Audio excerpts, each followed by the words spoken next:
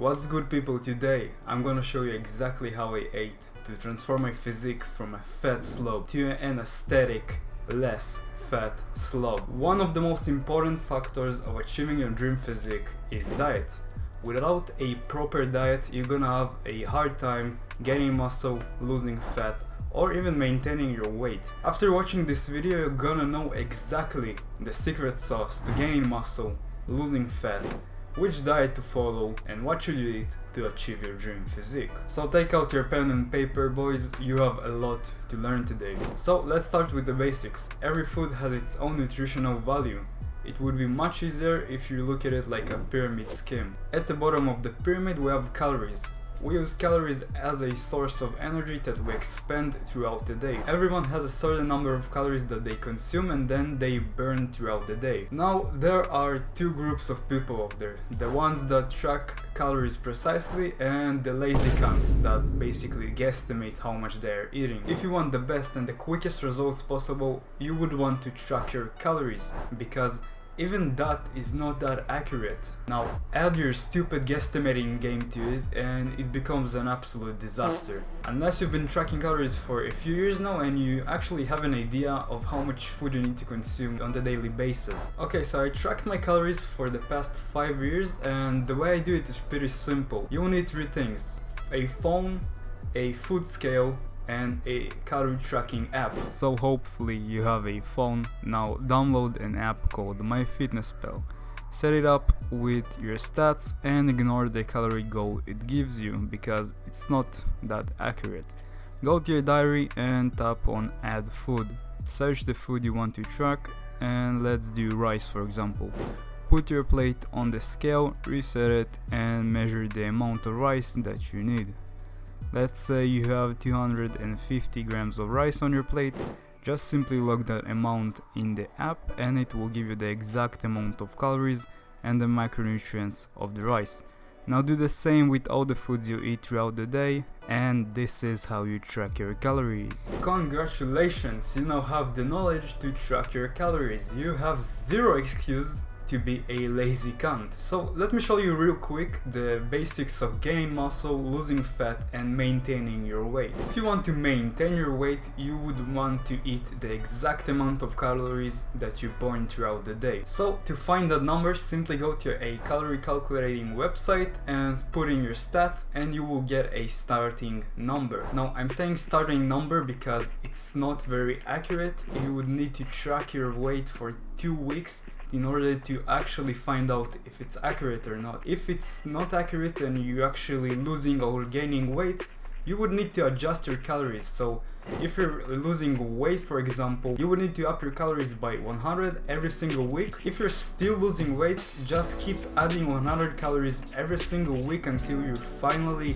hit that maintenance number and your weight stabilizes and you actually can maintain your weight. Same thing goes with gaining weight. If you're starting to gain weight on your maintenance number, you should subtract 100 calories every single week until your weight finally stabilizes and you can maintain your weight. So bulking, aka gaining muscle, getting fucking jacked, mate. So to bulk, you would need to eat above your maintenance number and create a calorie surplus. When being a calorie surplus, you run into the risk of getting too much fat and looking like me on my first bulk. So to minimize your fat gain and not get absolutely obese like I did on my muscle gaining journey, you would need to go easy on the surplus. So just start with a 300 calories surplus. 300 calories are more than enough.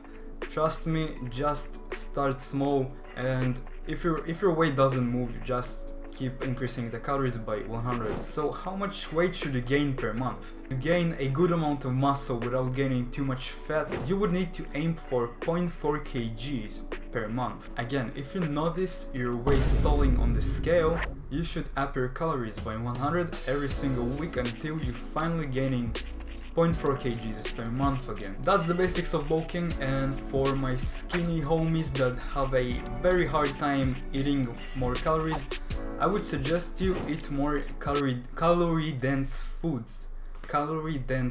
Just like these, for example. So a quick and easy So a quick and easy hack you can use to basically snack on more calories, just carry with yourself a plastic bag with a lot of nuts in it. So you can just basically snack on nuts between meals and you get more calories in. Okay, let's move on to how to lose body fat. So to lose body fat, aka get fucking diced to the socks, mate. You need to eat less calories than you burn and create a calorie deficit. So just subtract between 400 to 300 calories from your maintenance and this is your calorie deficit.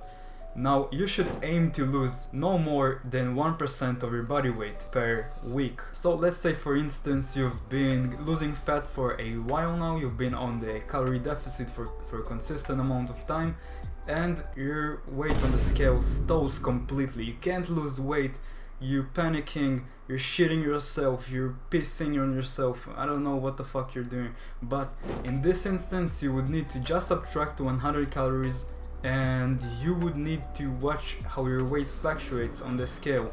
If it doesn't fluctuate, you would need to subtract another 100 calories until you're finally losing 1% of your body weight per week. To maintain as much muscle as possible on your weight loss journey, you shouldn't be losing more than 1% of your body weight per week. For my fat kids at heart, I would recommend eating low calorie dense foods. Now you might find yourself still hungry after eating this type of foods, and this topic is very close to my heart because I battled with starving myself on fat loss diets and I know how it feels because it really sucks. Starving yourself sucks. You shouldn't starve yourself. The only healthy way to not starve yourself on a calorie deficit is to eat more veggies, and I'm gonna repeat it because it's so fucking important. The only healthy way to lose fat without starving yourself is to eat more veggies. This is why you struggle, man. You don't eat enough veggies. You need to literally stuff your face with vegetables in order to be more satiated and full. And of course, to maintain as much muscle as possible and even build muscle, you would need to eat protein, which brings us to the middle portion of the pyramid. Macronutrients. Our calories are made from macronutrients, fats, carbs and protein. Now I don't really want to confuse you because I want to keep this as simple as possible so you can digest this info easily. So how much grams of protein do we need to eat per day to build a giga-ched monkey blasting physique? Well, studies show that the golden area for building muscle and maintaining it during a cut is 1.6 to 2.2 grams per kilogram of body weight. So if you weigh 75 kgs for example, you'll need to eat between 120 to 165 grams of protein per day. So focus on that amount. As for fats, keep them at a 20 to 25% area of your total calorie intake. So that means if you're eating 2500 calories, you'd need to consume between 500 to 625 calories from fats. To get that number in grams, just divide it by 9 because every gram of fat is 9 calories. So for a 2500 calorie diet, it works out to be between 55 grams to 70 grams of fats. Never go below this range if you're trying to lose weight because fats are extremely important to maintain healthy hormones like testosterone, and testosterone is very important for that monkey blasting energy. As for carbs, just fill out the rest of your calories with them. Okay, quick maths alert. Time to use our giga brain. So if we eat 2500 calories per day and 150 grams of protein, 65 grams of fat, we are going to multiply the proteins by 4 and the fats by 9 to get the calories just from fats and proteins. It works out to be 1185 calories. We still have 1315 to reach 2500. So we fill those calories with carbs. 1 gram of carb is 4 calories. 1315 divided by 4 is 328 grams of carbs. So for a 2500 calorie diet, we will be eating around 150 grams of protein, 65 grams of fats and 328 grams of carbs. Don't worry, you don't need to hit those exact numbers. As long as you're around those numbers, you're good, man. Well, all of that is great and all, but you need to keep in mind that not all calories are the same. This is a lie. You've been fed by If It Fits Your Macros fitness YouTubers, and I've made an entire video on this topic already because it is so important. If it fits your macros just doesn't work. When I followed that advice, I found myself in a very dark place. I started my lean bulk, and because I followed this exact advice of if it fits your macros, bro, my lean bulk turned into a dirty ass bulk, and I gained 20 kg in 1 year. I ate like shit, I looked like shit, and I felt like shit. It was so bad that as a snack I just shoved a whole spoonful of Nutella in my mouth after my meals. I want you to avoid this advice of if it fits your macros, so you don't make the same mistake as I did. You have to consider other factors like vitamins and minerals, which brings us to the top portion of the pyramid, micronutrients. Micronutrients are the vitamins, minerals, and essential fatty acids that our food contains. Those are extremely important for your performance, hormones, and your skin. Here comes the secret sauce for improving your skin. You're gonna make me act up. So, what type of nutrients do we need to eat to improve the way our skin looks and feels? Well, to improve our skin we need 5 essential nutrients. Number 1, vitamin A. Vitamin A helps support collagen production and controls keratin production. You can get vitamin A from your leafy greens and orange and yellow veggies. Number 2, vitamin B. Which vitamin B, you may ask? Well, all of them. Vitamin B aids in regulating the skin's sebum production. Sebum is like the natural moisturizer our skin produces to not look as dry as every single girl's panties when they see my old pictures. So yeah, basically eat your fish, eggs and veggies to get some vitamin B. Number 3, vitamin C. Helps supporting collagen production and wound healing in the skin. So eat your citrus fruits and drink your natty orange juice. Number 4, essential fatty acids. Yep, they are definitely essential to create an effective barrier to keep out different microbes and bacteria and keep your skin healthy. You can find this in oily fish like salmon and in different nuts like walnuts and even in avocados. Number 5, zinc. Helps with transportation of vitamin A, again, wound healing, sebum regulation, blah blah blah blah blah, all of this good stuff. Now this is your red meats, chickpeas, lentils, beans, hemp, pumpkin, squash and sesame seeds. And bonus one, because 6 essential nutrients didn't sound right and because I'm a decent lad. Vitamin D. It contains anti-inflammatory properties that can help treat different skin conditions that are associated with dryness. Just get a little sun exposure, bro, it's good for you. For my lads that live in places like the UK where they get sun exposure like once a year, I would recommend supplementing with vitamin D. It's not that expensive and it's pretty easy to find. So to close off this topic, keep this very simple, just eat whole foods. Foods that went through as little processing as possible and don't have an entire Bible as their ingredient list. Now let's be realistic here for a sec. An over-restricted diet will lead you to falling off that diet completely. And this is a very common mistake that even I fell for. That's why it's so important to keep your diet not overly restricted. You will end up binge eating shit because you used your all willpower on trying to avoid the food that you crave. And guess what? You're not only gonna feel like shit mentally, you're also gonna feel like shit physically because you just fell off your diet and you ate a bunch of junk food. And now you're in a constant cycle of binge eating shit and not being able to think clearly, so you keep binge eating on shit. That's why it's so important to minimize your junk food and not eliminate it completely from your diet. Now a great fix for that is the 80-20% rule. It goes like this: 80% of your diet is basically whole foods, it's as healthy as you can eat. The other 20% is just to satisfy your cravings, so whatever food you crave is the other 20%. This diet rule truly changed my life because it is pretty easy to stick to and it covers most of your cravings. A diet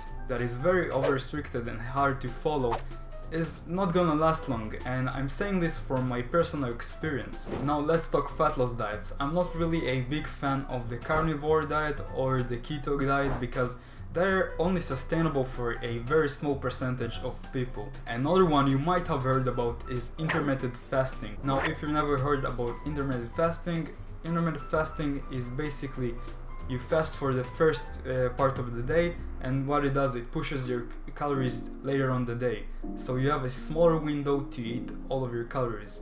This helps you to feel more satisfied from your food, and you can eat more calorie dense tasty foods, blah blah blah, all this crap. This can be quite useful to keep your diet feel more satisfying, but there is one problem with it. When you skip your first few meals of the day, you're not eating protein, and you're basically skipping on an opportunity for protein synthesis. So to get the biggest benefit from intermittent fasting without actually skipping the opportunity for protein synthesis, you would need to eat a meal that is high on protein and low on carbs and fats in the morning. So you basically can just drink a protein shake, for example. A protein shake is gonna be higher in protein, lower in carbs and fats. So combine what I just told you with the 80-20% rule, and this can be a truly powerful fat loss tool. I call this the monkey blasting diet. So to close off this topic, if it works for you, then absolutely beautiful, keep doing it. If it doesn't, then basically trash it. So let's talk about meal timing and how much meals should you eat per day. So based on the current scientific researches, you should aim to eat between 3 to 4 meals per day with protein in them for the most optimal protein synthesis, or in other words, just get fucking jacked. More than that doesn't mean more gains, so just spread your meals 3 to 4 hours apart and don't overthink it. Also, I forgot to mention, your protein should be also spread apart equally, kinda equally, between every single meal. As for the pre-workout meal, this is the meal you want to get most of your carbs in, because they are going to be used as a source of energy to replace lost glycogen stores during your workouts. So remember, after a workout, carbs are high, protein is the same, and fats are the lowest. After a workout, we'll eat less fat because we want to digest the food as fast as possible. Also, you don't need to chug an entire container of protein powder after your workouts. The anabolic window is just a myth. You have way more time to eat after your workout. Just don't space your pre-workout meal and post-workout meal by more than 4 to 5 hours and you're good. So I think I just covered everything in this video about diet. If I missed something, you can just mention it in the comments and I probably will make a video on it. That was a lot of info. If you found that helpful in any kind of way, just drop a fat, juicy like, and it would mean the world for me. So go on now. Your time has come to chase your dream physique. Also stay tuned for the second part of this video where I'm gonna explain how I trained to gain muscle and lose fat. But most importantly, don't forget to wake the fuck up.